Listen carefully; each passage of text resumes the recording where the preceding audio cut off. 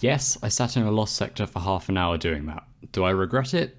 Quite possibly. Hunters, well known for their inability to make the simplest of jumps, their over-the-top reaction whenever they get hit by even the slightest bit of damage in PvP, and above all, their inherent need to crutch invis at any and all times.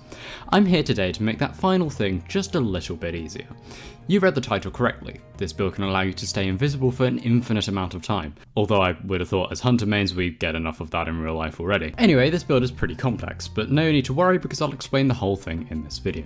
First up, Subclass. Take a guess at which one we're using. As for the subclass options, use Trapper's Ambush and Vanishing Step as your aspect, with Echo of Persistence as the only required fragment. I also used Echo of Dilation to offset the mobility penalty from Persistence, and because Fast Sneak is very funny to look at. For your dodge, use the Marksman variant for its shorter cooldown. Now in terms of your gear, you're going to want to max out both your strength and your mobility stats. The most efficient way to get high stat roll armor is to farm out Psyops Battlegrounds for Umbral energy to focus armor at the war table. Basically, more war crimes equals more good armor. Ideally, you'd want to have a decent recovery stat too, but you don't technically need it for permanent invisibility. Once you have a decent amount of mobility and strength focused armor, use the Sight D2 Gunsmith to find a double 100 stat build using the exotic Graviton forfeit. I'll leave a link in the pinned comment. If your other armor is good enough, you don't actually need a brilliant roll on the exotic. Once you've found your build, copy the dim code and put on all the armor. Nice. I'd prefer if my build had a little bit higher discipline rather than high intellect, but this was the best I could do for now.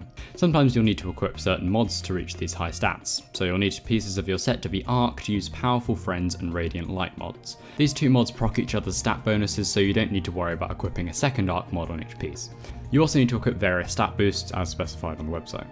Now, because I wanted to go completely overboard with the whole Void thing, I also decided to throw on Reaping Wellmaker in both Font of Might and Volatile Flow for a consistent volatile rounds. In future seasons, speccing a little into Discipline can allow you to proc volatile rounds in the future too without the need of seasonal mods and Void Wells. And there you have it, a nice little Void build that allows you to stay invisible at all times. To actually pull this off, you need to first activate your melee ability, wait for the timer to drop below 2 seconds, then activate your dodge. The smoke bomb should be recharged by the time the invisibility from the dodge ends, and vice versa. Where this build really shines is endgame content. For example, in Grandmasters, the person running this build can play a little more passively, and then both your hopeless LFG players get one hit by snipers, you'll have all the time in the world to sneak in and revive them.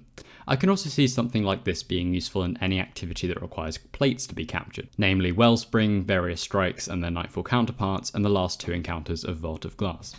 I realise this build is a little late, what with Void 3.0 already being out for 3 months and everything, but regardless, I hope you all enjoyed. Tune in next time for Witch Queen Without Jumping Part 2 probably. Bye.